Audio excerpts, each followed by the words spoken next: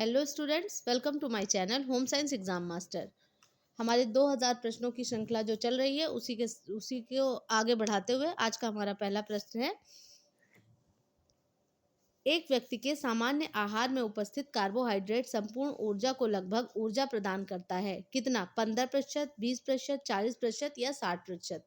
तो ये जो है कि सामान्य आहार में उपस्थित कार्बोहाइड्रेट संपूर्ण ऊर्जा का कितना प्रतिशत भाग कितना हमारे शरीर को कितनी ऊर्जा देता है। तो आप ये जान लें कि जो हमारा आहार है उसमें प्रोटीन है जो मुख्य आहार के रूप में है, उसका प्रतिशत क्या है? सबसे ज़्यादा कार्बोहाइड्रेट का ही सबसे ज़्यादा प्रतिशत होता है। 60 से 65% या 60 से 65% तक की आवश्यकता हमारा शरीर किससे? कार्बोहाइड्रेट से पूरी करता है। उसके बाद हमारे हमारे कौन से आते हैं? प्रोटीन आता है, हमारे विटामिन्स हैं, मिनरल्स हैं, वो सब अलग से आते हैं। लेकिन जो सबसे बड़ा भाग है वो कौन करता है? वो कार्बोहाइड्रेट से ही आता है। और कार्बोहाइड्रेट के अंतर्गत हम सभी जानते हैं क्या? हमारे अनाज, गेहूं, चावल, ज्वार, बाजरा, ये सारी चीज़ें मुख्य रूप से हैं जो कि हमें हमारे शरीर को जो पोषक तत्व तो प्रदान करती हैं। उनमें सबसे इम्पॉर्टेंट क्या? कार्बोहाइड्रेट ही है जो हमारे शरीर को संपूर्ण ऊर्जा का लगभग 60 से 65% ऊर्जा प्रदान करता है।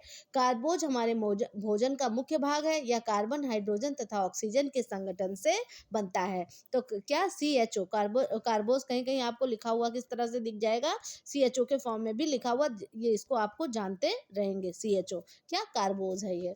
नेक्स्ट है हमारा, दूध का पाश्चुरीकृत किस तापमान पर किया जाता है? मतलब मिल्क का पॉस्चराइजेशन किस टेम्परेचर पर होता है? मोस्ट इंपॉर्टेंट क्वेश्चन, बहुत बार एग्जाम में पूछा हुआ प्रश्न है। 145 degree Fahrenheit, 135 degree Fahrenheit, 125 degree Fahrenheit या 115 डिग्री फ़ारेनहाइट। तो यहाँ पर करेक्ट आंसर हो जाता है हमारा 145 डिग्री फ़ारेनहाइट। या जो दूध का पॉस्चराइजेशन है वह इस पर किया जाता है। और इससे क्या किया जाता है? इसमें क्या होता है? बैक्टीरिया को क्या करने का कार्य किया जाता है? किल करने का कार्य किया जाता है, जिसको दूध को क्या ज़्यादा समय तक प्रिजर्व किया जा सके। अगला है, pH 7 इंगित करता है कि विलयन पदार्थ क्या है? pH मतलब ये क्या है? आपका जो pH मान होता है उसकी बात कर रहा है ये। तो pH मान क्या इंगित करता है कि विलयन पदार्थ अम्लीय है या क्षारीय। तो सबसे पहले हम आज pH स्केल के बारे में जानेंगे कि जो हमारी pH स्केल होती है उसका पैमाना आपका जो स्टार्ट होता है वह 1 से लेकर के 14 के बीच में होता है। और इसका मध्य क्या है? इसका मध्य 7 है। ठीक है, बीच में क्या होता है? 7 इसके मध्य में होता है। तो 7 क्या है? न्यूट्रल है। क्या है? न्यूट्रल है। इसलिए जो pH 7 है वह कौन सा मान इंगित करता है? यह आपका उदासीन मान इंगित करता है। ऑप्शन नंबर सी इसके अकॉर्डिंग सही हो जाता है। अम्लीय, क्षारीय, उदासीन, नमकीन। तो क्या होता है? उदासीन, ये न्यूट्रल होता है। ठीक है, अब अम्लीय की बात अगर हम करें कि अम्लीय कब होता है, तो अम्लीय जब होगा जब 7 के पीछे की तरफ जाएगा, इस तरफ 0 की तरफ, 1 की तरफ जाएगा, तो उसका pH मान कैसा? कम होता चला जाएगा। तो इसका मतलब पदार्थ कैसा है? अम्लीय है। और जब यह जाएगा 14 की तरफ तो वहाँ पदार्थ कैसा हो जाता है? विलयन कैसा? मतलब ये जो क्षार, ये कैसा है? क्षारीय है। पदार्थ कैसा है? क्षारीय है। तो अब आप उसको याद रखेंगे। 7 पे क्या हो जाएगा? न्यूट्रल हो जाएगा। और जितना पीछे जाता जाएगा उतना क्या? एसिडिक हो जाएगा। और इधर जितना इस तरफ की तरफ, आगे की तरफ जाएगा वो कैसा हो जाएगा? क्षारीय हो जाएगा, बेस हो जाएगा। नेक्स्ट है हमारा, कैल्शियम किसके लिए आवश्यक है? स्वस्थ अस्थियों के लिए, स्वस्थ गुर्दे के लिए, स्वस्थ यकृत के लिए या स्वस्थ चर्चा के लिए? तो स्वस्थ चर्चा के लिए तो ऑक्सीजन कैल्शियम का कोई मतलब नहीं है। फिर उसके बाद स्वस्थ यकृत की बात करें, यहाँ पर भी नहीं। स्वस्थ गुर्दा, ये भी नहीं। और अगर हम बात करें कैल्शियम किसके लिए आवश्यक है, तो कैल्शियम जो है वो किसके लिए? हमारी हड्डियों, दांतों एवं अस्थियों के लिए बहुत ही आवश्यक है। स्वस्थ हड्डियाँ कैल्शियम से हमें मिलती है। शरीर में अन्य खनिज लवणों की अपेक्षा कैल्शियम की मात्रा सबसे अधिक रहती है। हमारे शरीर में कुल भार का 4%, हमारे शरीर के कुल भार का कितना? 4% भाग खनिज लवणों से बना हुआ होता है। और कैल्शियम अत्यंत जरूरी है। और दूध कैल्शियम प्राप्ति का सर्वोत्कृष्ट साधन है। दूध क्या? दूध जो है कैल्शियम से उसका सर्वोत्कृष्ट साधन है। और साथ ही साथ अगर हम बात करें कि हमारे शरीर को कैल्शियम जो दूध से जो कैल्शियम मिलता है वह किस प्रकार से एक्टिव होता है? तो जब कैल्शियम के साथ में विटामिन डी जब मिलता है तो वो क्या होता है, हमारे शरीर को बहुत ही अच्छे से हमारे शरीर में एब्जॉर्ब होता है। नेक्स्ट है, स्टॉक रजिस्टर में विवरण होता है उपलब्ध सामग्रियों का सूचीपरक विवरण, स्रोत, बीजक, क्रय की गई सामग्रियों की सूची।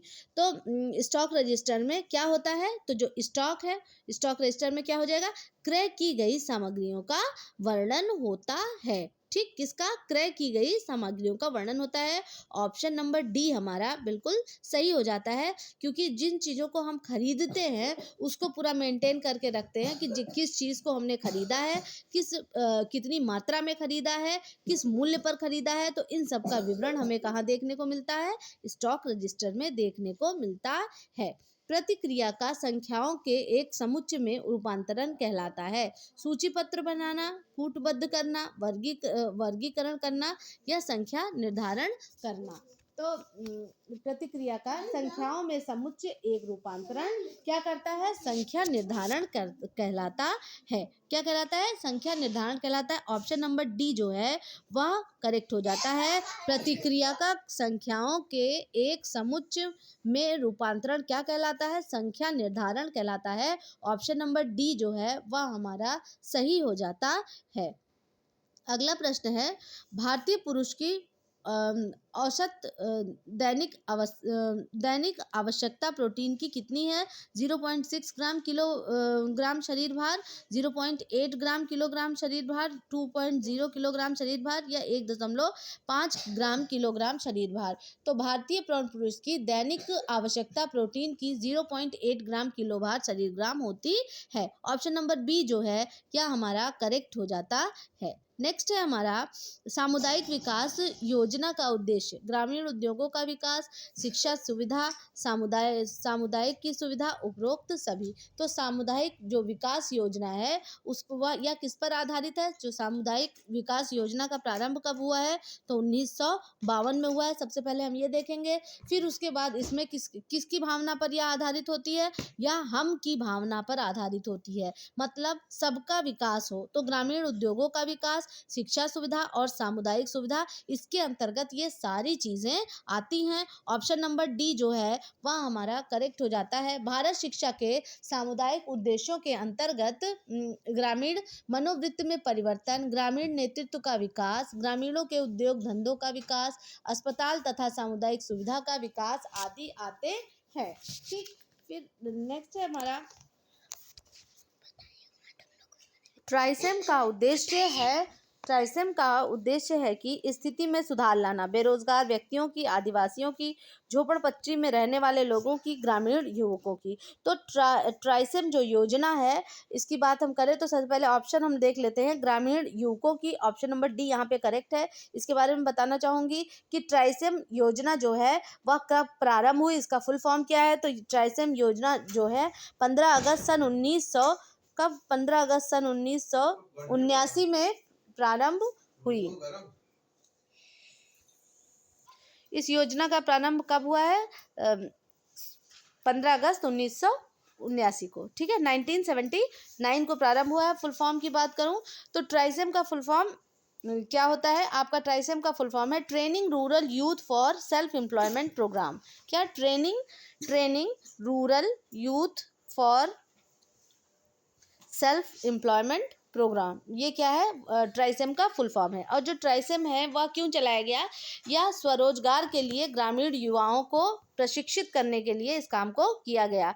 तो ये बेरोजगार व्यक्तियों के लिए, आदिवासियों के लिए, झोपड़पट्टी में रहने नहीं, तो ये जो सबसे इसमें जो मेन बात है इसमें क्या है, ये ग्रामीण युवकों के लिए है। और इसके साथ ही साथ में इसमें एज का भी क्राइटेरिया दिया हुआ है। एज कितनी होनी चाहिए, 15 से लेकर के इसमें एज आपकी 18 से लेकर के 35 वर्ष तक की एज होनी चाहिए ग्रामीण युवक के लिए। 18 वर्ष से लेकर के 35 वर्ष तक की उम्र होनी चाहिए। कितनी, 18 से 35 वर्ष की उम्र होनी चाहिए, और यही लोग इस योजना का लाभ उठा पाते हैं।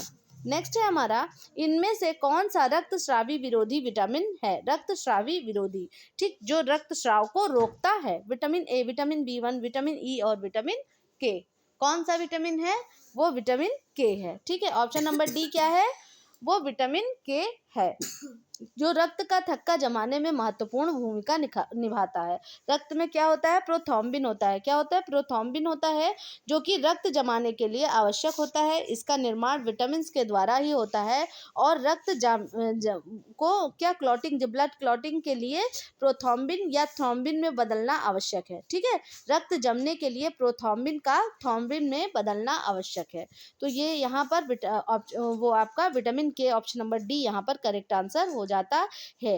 एक मानकीकृत प्रशिक्षण में की सबसे महत्वपूर्ण विशेषता क्या है? निष्पक्षता और विश्वसनीयता, विश्वसनीयता और प्रयोज्यता, विश्वसनीयता और मान्यता, पूर्वानुमान और प्रयोज्यता। तो यहाँ पर जो एक मानकीकृत परीक्षण की सबसे महत्वपूर्ण विशेषता है वह क्या है?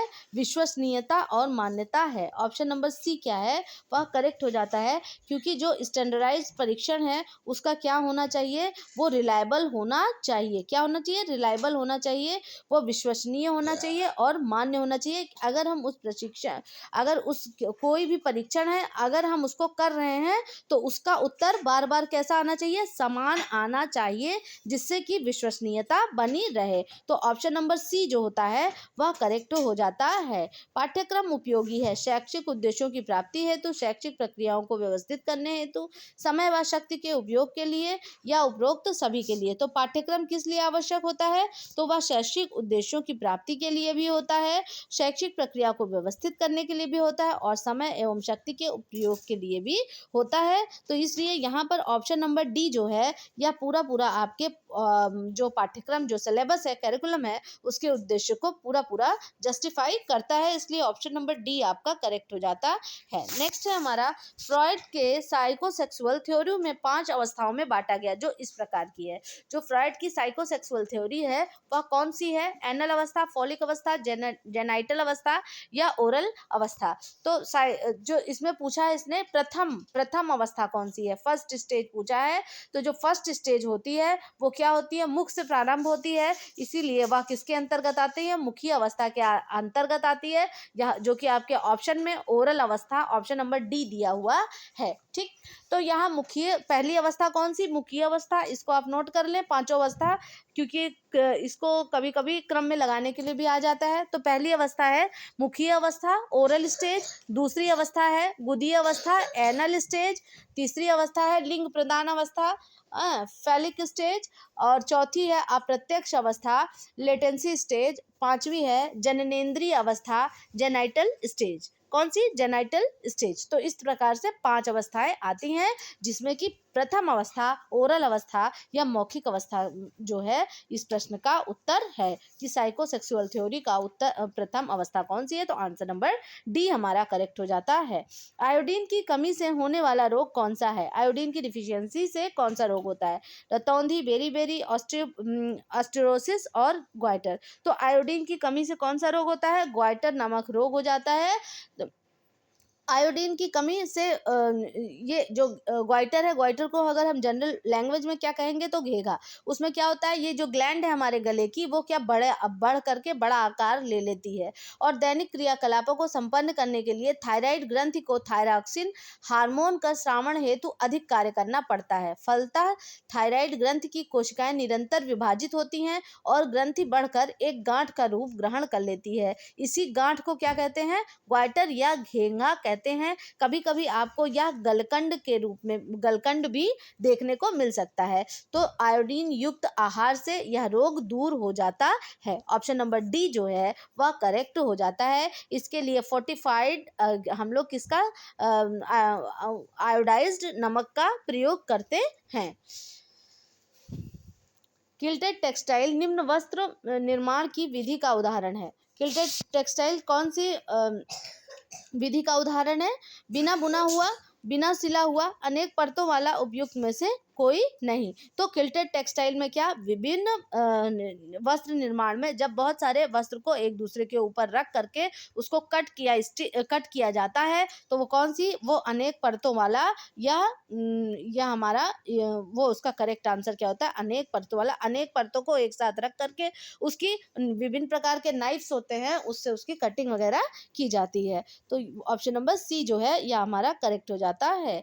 नेक्स्ट है हमारा, उच्च रक्तचाप के मरीज को कम मात्रा में लेना चाहिए? क्या? Sodium, potassium, calcium, selenium. तो अगर हाई ब्लड प्रेशर है, हाइपरटेंशन के नाम से भी हम इसको जानते हैं, और हाई ब्लड प्रेशर है तो किस तरह का कौन सा ऐसा पदार्थ है जो कि कम लेना चाहिए? तो सोडियम जो है वह हाइपरटेंशन को बढ़ाता है, इसीलिए जो हमारा ये सोडियम है उसको हमें क्या करना चाहिए? कम लेना चाहिए। ठीक। तो उच्च रक्तचाप वैसे तो जनरली क्या है, 40 से 60 ईयर के लोग, एज ग्रुप के लोगों को ज़्यादा होता है। यह हृदय रोग तथा गुर्दे की बीमारी के कारण भी उच्च रक्तचाप क्या हो सकता है? हो सकता है। मोटापा भी इस रोग का कारण है, और साथ ही साथ में अत्यधिक तनाव भी इस रोग का एक बहुत बड़ा कारण है। और कितना हमारा जो रुधिर का दाब होना चाहिए वो कितना होना चाहिए?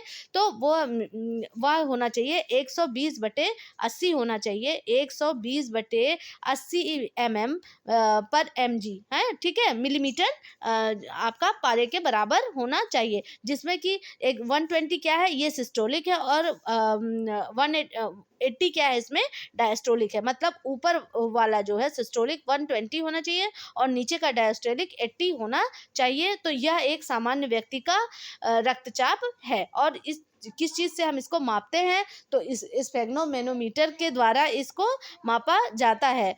और इससे अधिक उच्च रक्तचाप अगर इससे अधिक हो जाता है, 140 से ऊपर अगर आ जाता है, तो आप क्या उच्च रक्तचाप की श्रेणी में चले जाते हैं। और इससे क्या होता है? छाती में दर्द, बेचैनी, सिर दर्द, हृदय धड़कन का बहुत ज़्यादा बढ़ जाना। उच्च रक्तचाप वाले मरीज को सोडियम की कम मात्रा लेनी चाहिए। तो सोडियम क्या? कम लेना चाहिए। गर्भावस्था के दौरान संश्लेषित कुल प्रोटीन कितना होता है? 900 ग्राम, 700 ग्राम, 1200 ग्राम या 1500 ग्राम। तो जो गर्भावस्था के दौरान संश्लेषित कुल प्रोटीन है वह कितना होना चाहिए? वह 700 ग्राम होना चाहिए। ऑप्शन नंबर बी आपका करेक्ट हो जाता है। कितना होना चाहिए? 700 ग्राम होना चाहिए।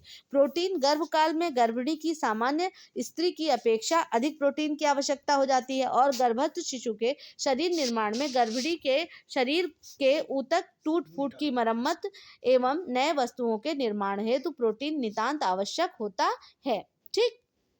नेक्स्ट है पांच खाद्य समूह पद्धति क्या है? तो प्रोटीन, ऊर्जा, वसा, विटामिन और खनिज, खाद्यान्न, अनाज एवं उत्पाद, दालें एवं फलियां, दूध एवं दूध के बने पदार्थ, फल एवं सब्जियां, और वसा, चीनी आदि। तो जो ये खाद्यान्न है, ये इसमें क्या है? तो इसमें खाद्यान्न में अनाज एवं उत्पाद, दालें एवं फलियां, दूध एवं दूध से पदार्थ, फल एवं सब्जियां, और वसा एवं चीनी। तो इस तरह से क्या होता है? दालें एवं फलियां एक में रहेगा। तो जो ये है ऑप्शन नंबर बी जो है यह करेक्ट हो जाता है। मैंने फूड ग्रुप का अलग से वीडियो बनाया है, जिसमें आपको 11 खाद्य समूह, 7 खाद्य समूह, 5 खाद्य समूह और 4 खाद्य समूह, और साथ ही साथ में अमेरिकन काउंसिल का जो खाद्य समूह है उसके बारे में मैंने बताया है। आप मेरे प्रीवियस वीडियोस देखेंगे तो आपको फूड ग्रुप्स का अलग से पूरा वीडियो है, जिसमें कि आपको पूरा ये आपको क्लियर हो जाएगा कि कौन कौन से खाद्य समूह हैं और कौन कौन से खाद्य समूह के अंतर्गत क्या क्या चीज़ें आती हैं। इस प्रकार से प्रश्न पूछे जाते हैं। तो क्योंकि हमें अगर हमने इसको हमने गो थ्रू किया है तो हम उसको अच्छे से कर पाएंगे। हमारे जीने के लिए जो हम हैं वह क्या करते हैं? जीने के लिए खाते हैं, ना कि खाने के लिए जीते हैं। इसका तात्पर्य यह है कि जीवित रहने के लिए भोजन की आवश्यकता होती है। भोजन मनुष्य की जल एवं वायु के बाद एक अति आवश्यक चीज़ है।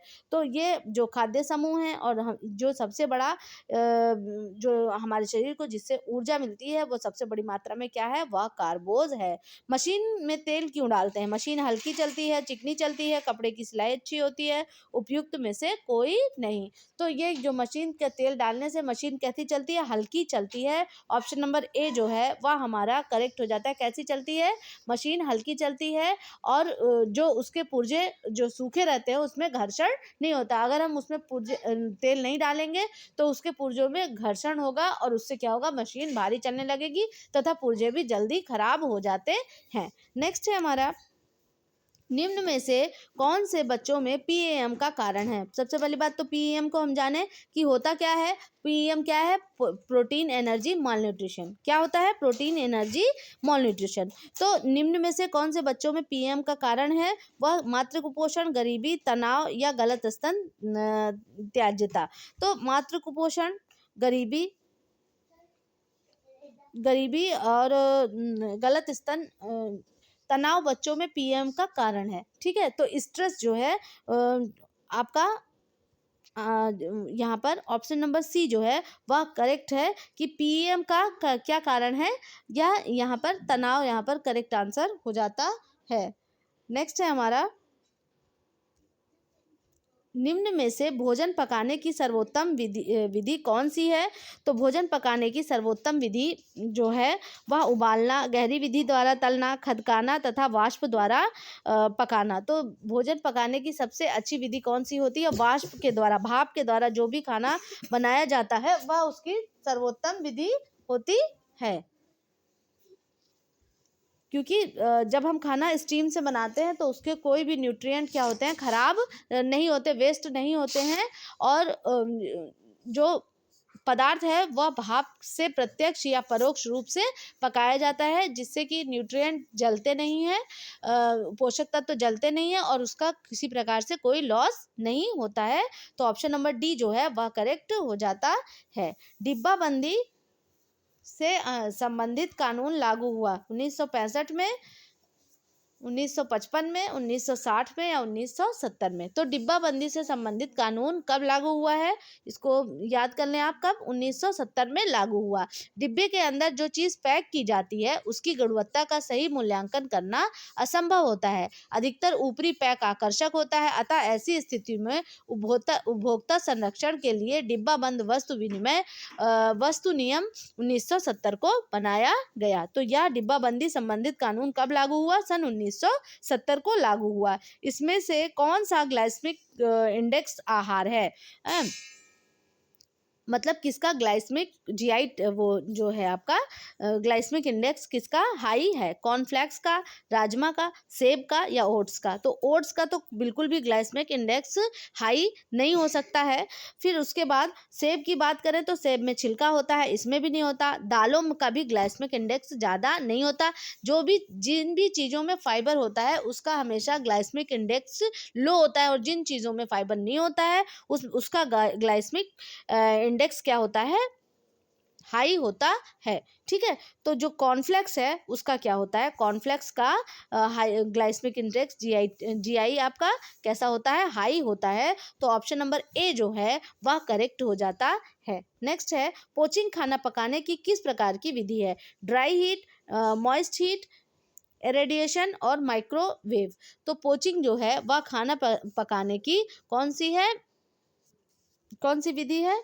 इरेडिएशन विधि है। कौन सी? इरेडिएशन विधि है। इस विधि से खाना अच्छा बनता है तथा स्वादिष्ट भी रहता है। ठीक है, तो यहाँ पर ऑप्शन नंबर सी जो है वह करेक्ट हो जाता है। नेक्स्ट है हमारा, आयोडीन खाने से बचाव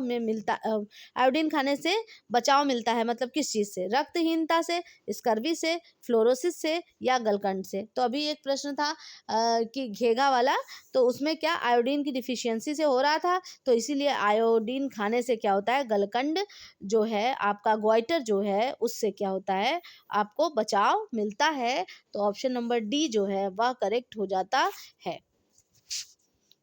नेक्स्ट है, रैंडम सैंपल क्या होता है? रैंडम मतलब किसी भी समय अचानक से किसी भी टाइम में कोई चीज़ की जाए उसी को रैंडम ही कहते हैं। और हर इकाई को चयन का बराबर मौका मिलता है। शोधकर्ता के पास विभिन्न सामाजिक समूहों को भरने के लिए एक निश्चित कोटा, एक ज्ञान संभावना रणनीति और हर nth यूनिट। तो रैंडम सैम्पलिंग क्या होती है? हर इकाई को चयन का बराबर मौका मिलता है, इसी को रैंडम सैम्पलिंग कहते हैं। तो ऑप्शन नंबर ए जो है कि हर इकाई को चयन का बराबर मौका मिलता है। जैसे मान लीजिए 1 2 3 4 5 6, ठीक इस तरह से है। तो हर इकाई को चयन का बराबर मौका मिलेगा, मतलब इनका भी देखा जाएगा, इनका भी देखा जाएगा, इनका भी देखा जाएगा, तो ये लाइन से होगा। ठीक है, मतलब किसी को भी कहीं से उठा लिया, जैसे मान लीजिए हमने 5 को ले लिया, फिर हमने 2 को ले लिया, फिर 6 को ले लिया, तो मतलब कहीं से किसी को भी हमने उठा लिया सैंपलिंग करने के लिए। और जो ये है आपका वो कि हर की nth यूनिट, अब nth यूनिट में क्या होता है, 1 2 3 4 5 6 7, तो जैसे हमने 3 लिया, 3 के बाद 6 लिया, 6 के बाद 9 को लेते हैं, तो वह इसके अंतर्गत आता है। तो यहाँ पर ऑप्शन नंबर ए जो है कि हर इकाई को चयन का बराबर मौका मिलता है। कहीं से किसी को भी उठा लेते हैं तो सारी चीज़ें क्या होनी चाहिए, प्रिपेयर रहती हैं, तो हर इकाई है, हर यूनिट है, उसको चयन करने का मौका मिलता है। तो इसी के साथ आज का हमारा सेशन ख़त्म होता है। और पढ़ाया हुआ पसंद आया तो प्लीज़ कमेंट करें, लाइक करें, शेयर करें और मेरा चैनल ज़रूर सब्सक्राइब करें। Okay, bye.